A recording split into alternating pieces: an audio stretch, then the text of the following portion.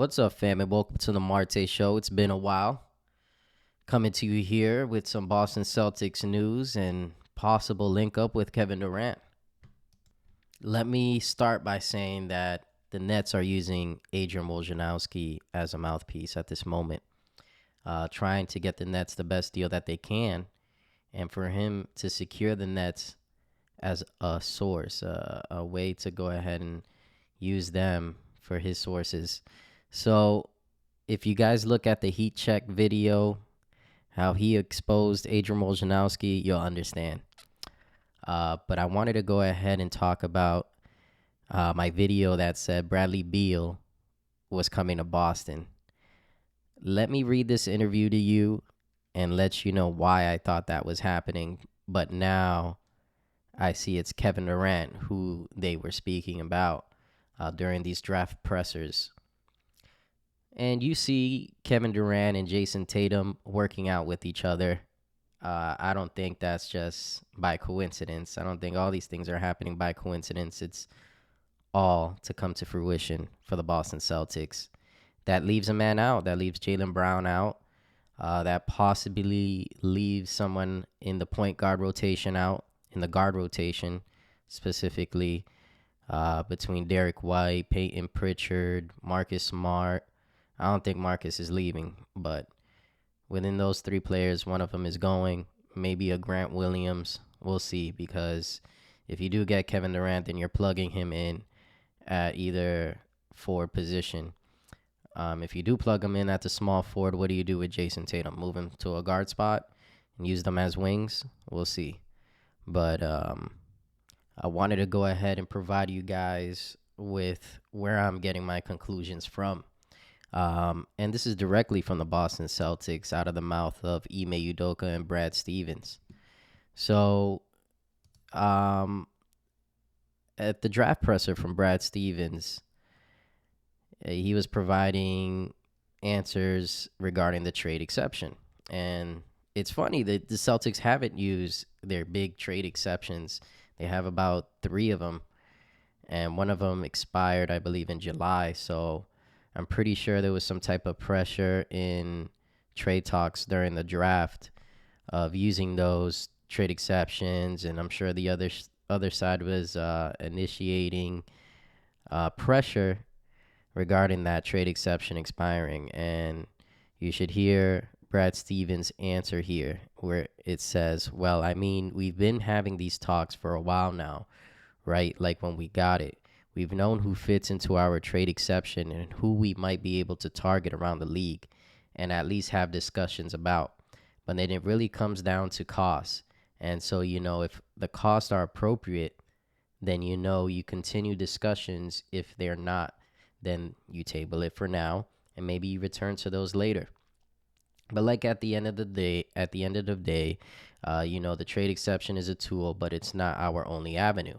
I think we've got the ability to do some small things in free agency with the taxpayer mid-level and, obviously the ability to add minimums. And then, if that thing vanquishes because we don't find the right deal, then we still have 2 other exceptions to use toward the trade deadline.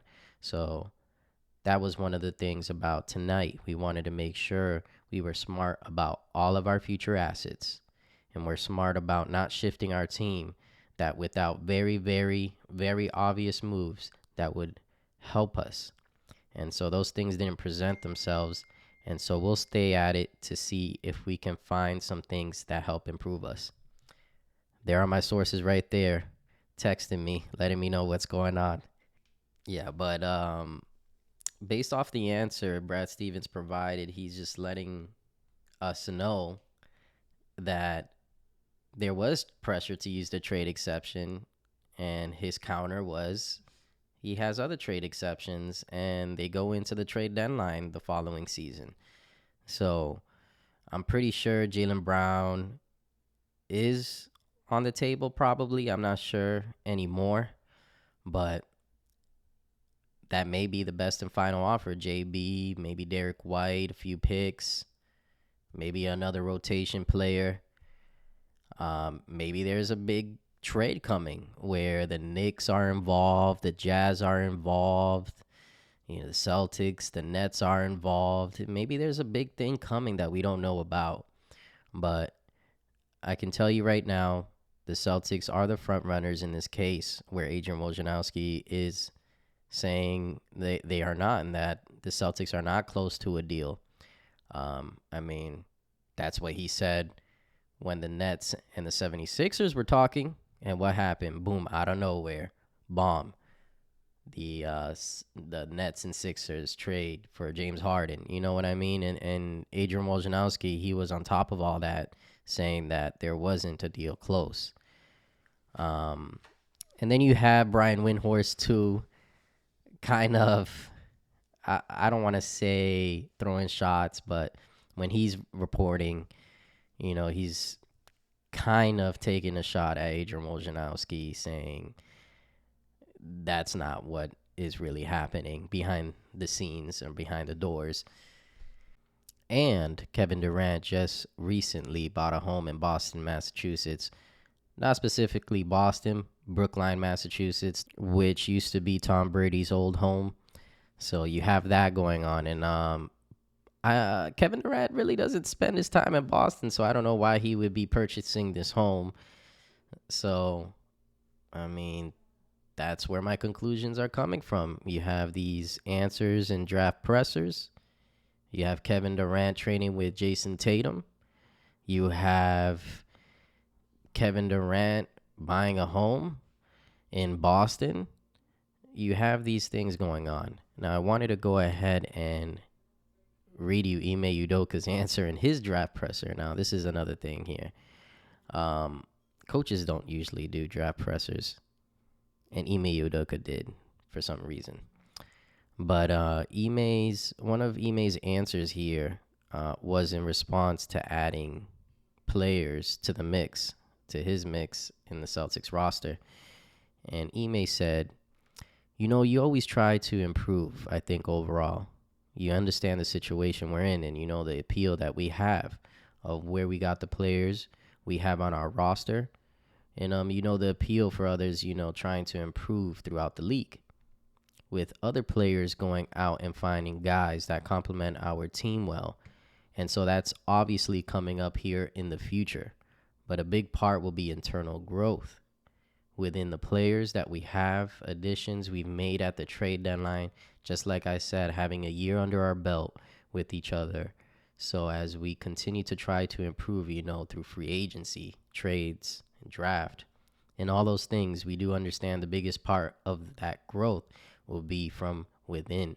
And guys showed tremendous progress throughout the season, and think this offseason, with us continuing to work with them, hammer home some certain points, and those guys improve in the things they did throughout the season, we can even have even more coming into next season.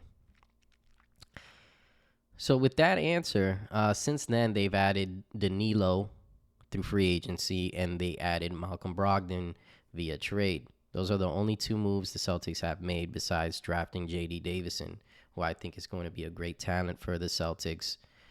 Or maybe they move on from him in this upcoming trade for Kevin Durant. Again, I think it's going to be Grant Williams, Derek White, Jaylen Brown, some picks, and call it a day. That's the best that's out there for the Nets. No one else is looking to go ahead and gut their team and just have Kevin Durant on their team. So, I mean, you just seen recently the frustration within the Nets organization of players not showing up to play besides Kevin Durant. So, and Kevin Durant also, too, is being worn out in the season with the Nets this past season. So, you have those things going on, and that wasn't enough for the Nets to make a playoff push. So you have here a situation where Kevin Durant will more than likely put himself in a situation similar to the Golden State Warriors, where he was a plug-in at the small forward position, with Harrison Barnes being the man out. So Ime emphasizes, well, let me emphasize what he said. He said, we got the players we have on our roster, and the appeal for others, trying to improve throughout the league. When I hear others, I'm thinking he's talking about other players. He also says, with other players going out and finding guys that complement our team well. And so that's obviously coming up here in the future. Udoka says that. Okay, I thought it was Bradley Beal that was coming to the Boston Celtics because I didn't think they were looking to let go of Jaylen Brown due to the possibility of his growth as an NBA player and jumping from star to superstar. And with all these trade talks with Kevin Durant, I think they know what they have with Jaylen Brown and how far he will go as an NBA player, and they feel comfortable making the decision of taking on Kevin Durant's 4 years left on his contract. I don't think his skill set is going to decline the way people think it is. I still think his shooting is still going to be a big part of the Boston Celtics' success when he does join the team. So, yeah, I thought Bradley Beal was going to be a plug-in into the point guard position. Somehow a sign and trade was going to happen with Marcus Smart, maybe some other rotational player and draft pick. But no, that did not happen. Bradley Beal decided to go ahead and sign a $250-something deal. So I don't blame him. Then we have another answer from Ime Udoka regarding the finals run and what it did for the team and how that type of run can influence players around the league. So Ime says, I've been a part of it at several places. I've been, obviously in San Antonio winning a title there, and with a guy like Kawhi who kind of burst onto the scene and got the finals MVP that year. I think great players attract others, and so guys talk to each other throughout the season, definitely in the off season. And, just watching, being on that stage and watching the growth of our young guys, I think that's appealing to other players. And when you've got a guy like Jason, Jaylen, these guys that have a bright future, and you start to look at longevity and consistency across the board, I think that's appealing to other guys. And so a few things we try to do is obviously put that product on the floor that's appealing to guys and play as a team. And, myself as a coach, having relationships around the league, I think that's a benefit as well. But anytime you see a guys that on that stage and they're doing what they're doing at that young age, it starts to look like that for other guys. And I know LaMarcus Aldridge had a big part of that coming to San Antonio based on Kawhi's success and success we had as an organization. And then it trickled down to guys like David West, across the board guys wanted to come and play with other great players. And so we saw a result of that, getting to 2 finals in a row with San Antonio. And I think our guys with their futures in front of them is appealing as what other guys, so product on the floor and coaching in general, players always want to play with other great players, and that's a benefit for us going forward. So he's saying that this latest run from the Boston Celtics, that it's appealing to other players around the league. And he thinks that great players attract other great players. And that's what it seemed when you were seeing the communication between Jason Tatum and Kevin Durant, even on the floor during the Brooklyn Nets series. So, and you see they're training together, Kevin Durant and Jason Tatum. And Kevin Durant was liking a tweet about a possible trade to Boston for Jaylen Brown. So, yeah, people don't want to put too much stock in there, but I don't think this is all out of coincidence. And then you also have him saying, you start to look at longevity and consistency across the board. And he says that is appealing to other guys.